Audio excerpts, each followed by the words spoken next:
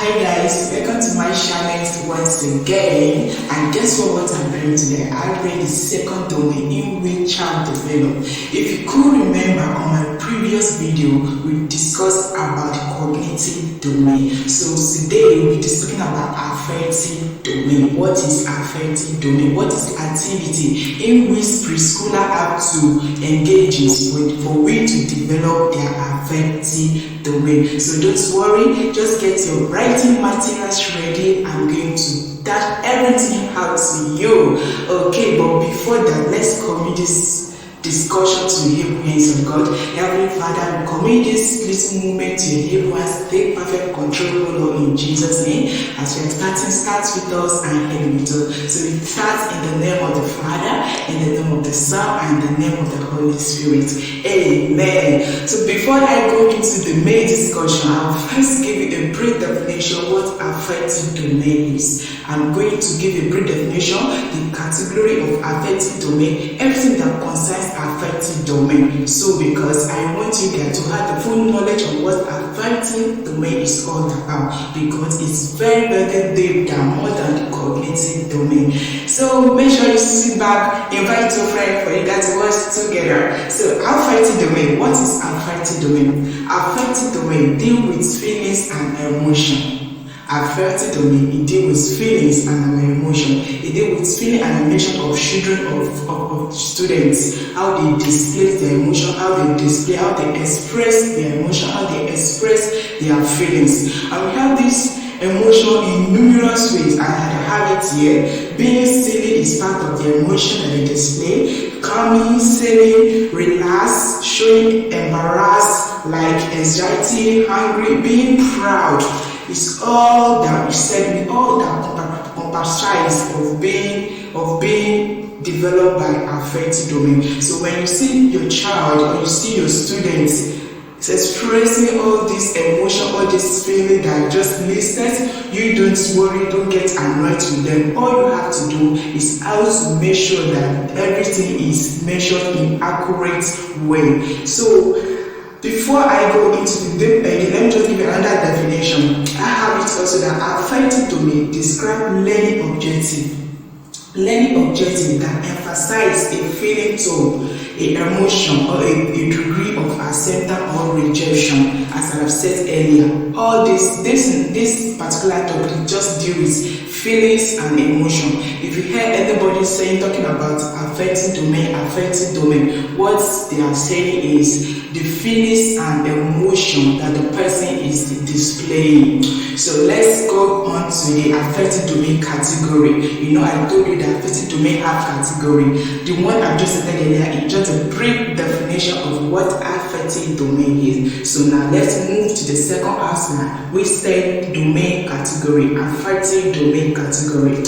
There are 5 levels of affective domain, moving from the lowest order to the highest order, and which are receiving, we have responding, we have values, we have organizing, and we have characteristic. So the receiving, the first step, he said, passively paying attention and being aware of the existence of a certain idea, materials, or phenomena. This is what the receiving is all about. That's just a brief discussion, a brief explanation of what the receiving is. So let me just put it in the very lowest step, receiving. What do I mean by receiving? For example, like a teacher in a class taking the student or his preschooler, but find out that the students are not paying attention. What are those things that you need to do to get their attention span? You know, before you can take a preschooler, what do I mean by a preschooler? A primary school student. We have the nursery, we have the kindergarten, we have the creche, we have the daycares. What are those things that you need to do to get their attention span? That is what we have like receiving. The second one is responding. It means actively participating into the learning process. If you want to get the attention span of a student, of your preschooler, you have to let them do what? You have to let them engage in what you are doing. Let it be hands on desk. Don't just be like maybe you are taking a university student or you are taking a secondary student where we have to use a lecture method. We don't use lecture method for preschoolers. What we use is playway method. Whatever you are doing, make sure that they do it with you. For example, now maybe today you are going to take them out to trace letter A. Don't just go to the board and start tracing or telling them to watch you or study you the way you are tracing it. Give them their own drawing book to give them their tracing book. Let them trace it the way you are tracing it. Let them follow you stepping by stepping. As you are stepping it in, let them also step it in with you. So that's what we have, like responding. You are taking your students, how are they responding? If they are not responding at all, what are those things that you need to do for them to respond? Just as the way what you need to do to get their attentions found. The second one is valuing. Don't forget, I'm talking about the category in affective domain. Categories in affective domain. I've mentioned the first one, I said receiving. I've listed the second one, I said responding. And now I want to discuss about the third one, which said valuing. Value simply means ability to see the value or worth of something and express it. Ability to see the value. What you are taking your student, what you are taking your pupils, what you are taking your children, how are they valuing it? For example, now let's say this week, you take them letters. We have letter A to letter Z. After taking them this letter, how do they value it? What is the worth of that letter that you take them? For example, now if you see a child after a class, after you as your teacher, you take them how to recite letter A to letter Z, and you see that child throughout that day started reciting A, B, C, D, E, F, G, H, I, J, K, L, M, N, O, P, Q. That means the child knows the value of what you have taught them that day. That is what you mean. That is what it means about valuing the subject that you take your preschooler. And the fourth one say organizing. He said putting together different values, information and idea to create new things. What idea do you have as your teacher? What idea do you have down there as a parent? Are you creative enough? If yes, you are creative enough, combine all this creativity together to create another new things. And when you are doing all this things, make sure that the children are there with you. Make sure that the pupils are there with you. Because as you are doing it, they too, they will be following you. Using whatever you have, like using a cardboard, a carton of Indomie to create something new for them. You can just imagine that they are looking at you, but later on, they'll start practicing it. So the first one said characterizing. Characterizing simply means acting consistently in accordance with the value you have. The value you've placed in your students. How do you want them to characterize it? It depends on your hands as a teacher, as RC, as a parent. So now, the third outside said how to increase affective domain in a child. How to increase affective domain in a child. Don't forget, I first started from the definition of affective domain, and then I moved to the second as now, which is affective domain category. Now, the third outline said how to increase affective domain in a child. So, how do we increase affective domain in a child? No, I have 3 steps here. The first step said planning courses should be student-centered. Yes. Let that information, that message that you're going to deliver onto them, let it be student-centered. Don't let it be teacher-centered. What do I mean by student-centered? For example, now you discover that in your class, the method that your students like you is playway method. So whatever I want to take them at that moment, or whatever that will be taking them throughout that session, should be playway method. You'll be using playway method. Planning courses. You know, if you are planning your courses, you are planning your contents.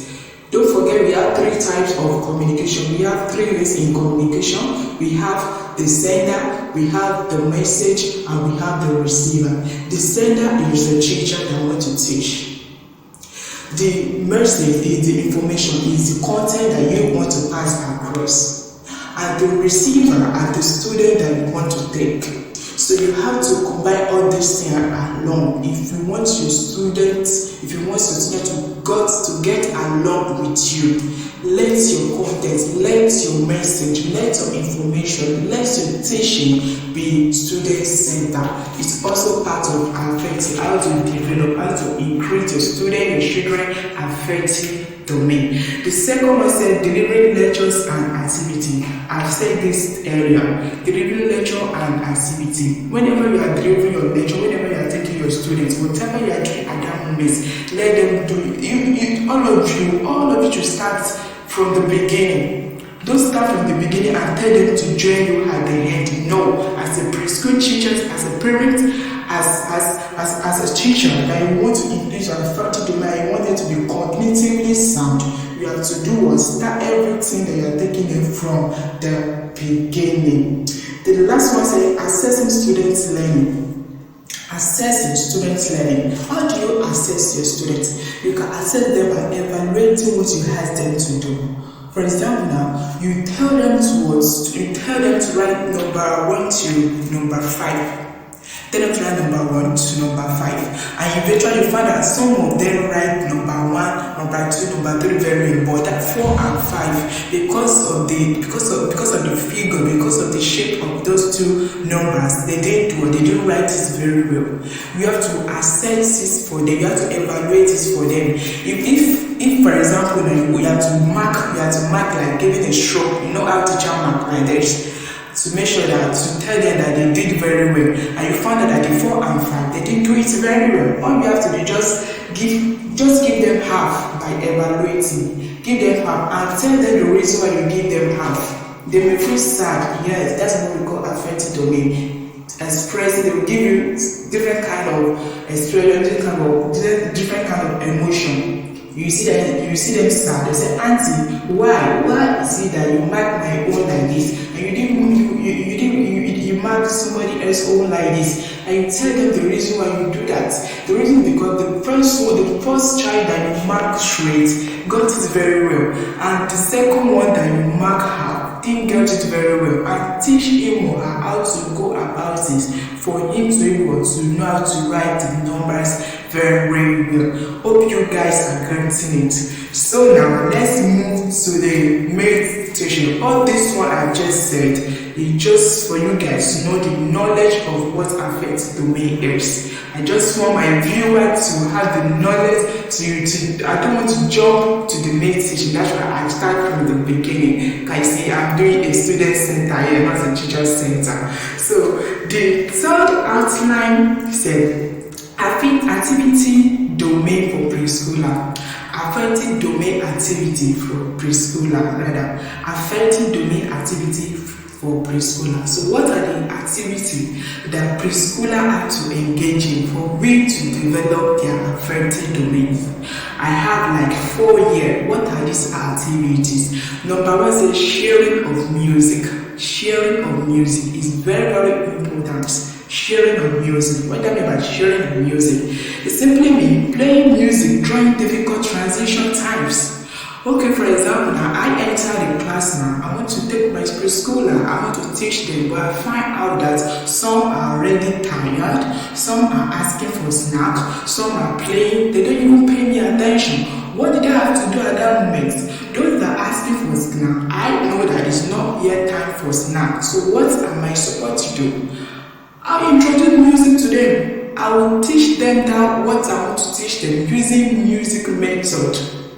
Using music method. Let me just give you an example. For example, now what I want to take them today is number 1 to number 5. Well, eventually I enter my class and I find out that my pupils are tired. Some are asking for snack, some are crying, and I must take them because it's not yet time for break.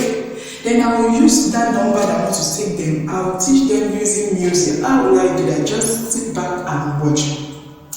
How many fingers do I have? How many fingers do I have? How many fingers do I have? Come, let's count together.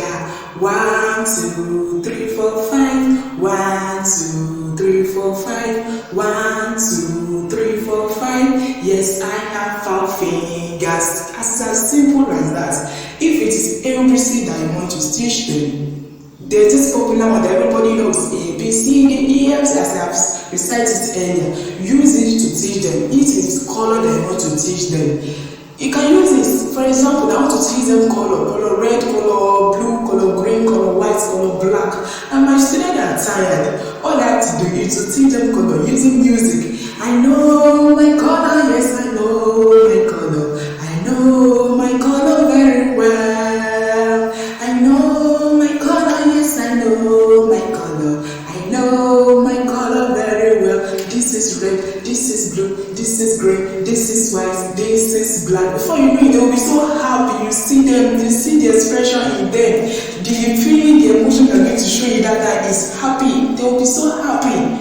So this time they will listen to you. In fact, they won't want you to stop at that moment. It's as simple as that. And the one that happens, I say, game on. Introduce this game must simply mean familiar game. You have to introduce familiar game. Familiar game can be tolerated to help children build an emotional vocabulary to express their feeling.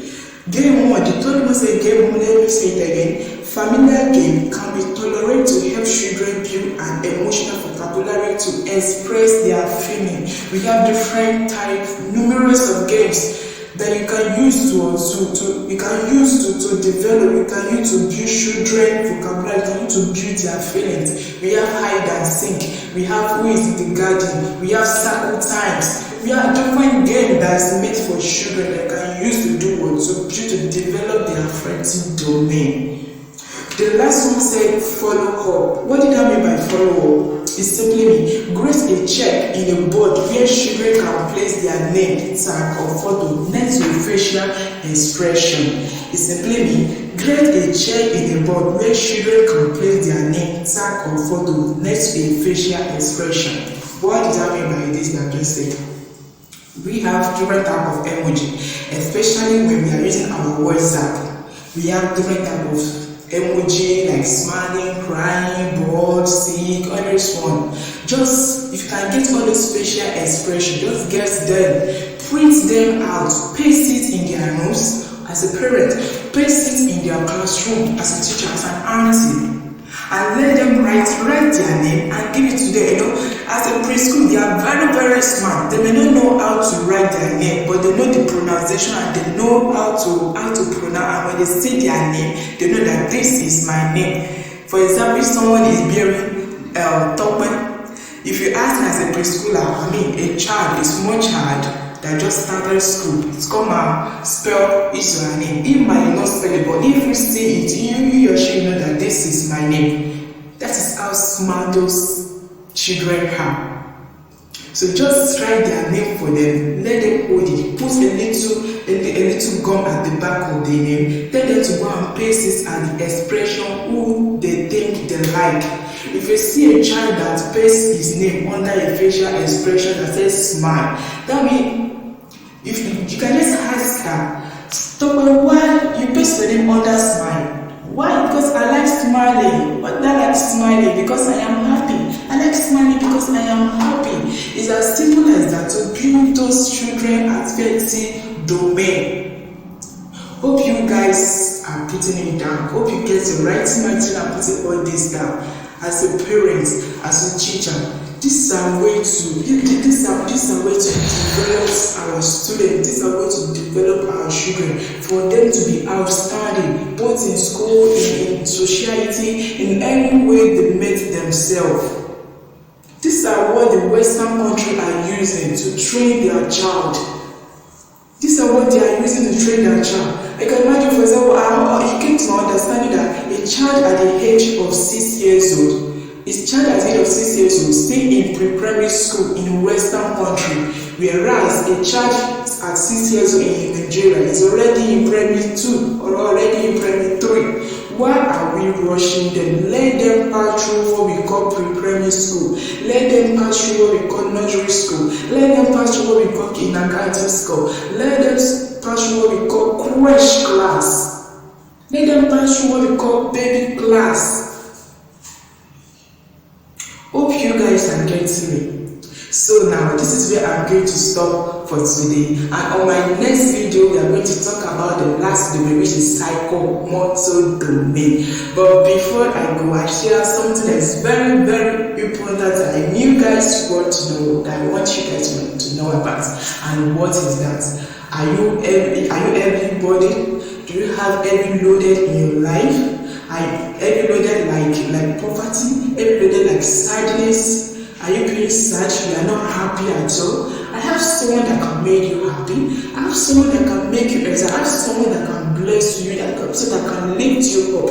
And who is that person I'm talking about? Is Jesus Christ. Let Jesus Christ come into your life. Open your mind for him. Let him come into your life. He already said, he said, come unto me, all ye that are heavy loaded, and I will give you rest. He said it by himself. So why are you stepping back? Why are you hiding yourself? All you have to do is just to confess him as your Lord and personal Savior, and you are good to go. Remember what this Bible verse said, John 3:16. He said, for God so loved the world and gave us his only begotten Son, that whosoever believe in him will not perish but have everlasting life. You want eternal life. You want to be rested at the end. You don't want to suffer here on earth and suffer again in hell, in that kingdom, and suffer again in hell. The only thing you need to do is just accept Jesus Christ as the Lord and personal Savior, and you are good to go. If you have not accepted Jesus, you might think you are going to church, you might think you are a worker in a church. That is not guaranteed for getting access to the kingdom. The only visa, the only thing you need is Jesus Christ. That's all. So thank you for watching. I hope you have gained a lot from today's discussion. If you are doing, you can do, just give me a red thumb by subscribing to this channel. I also do me a favor by sharing it to your friends, by commenting if there's any correction, if there's anything you need me to know. Just go to my comment box and put it down there, and also like this video. I love you guys so much. Stay blessed. Bye bye.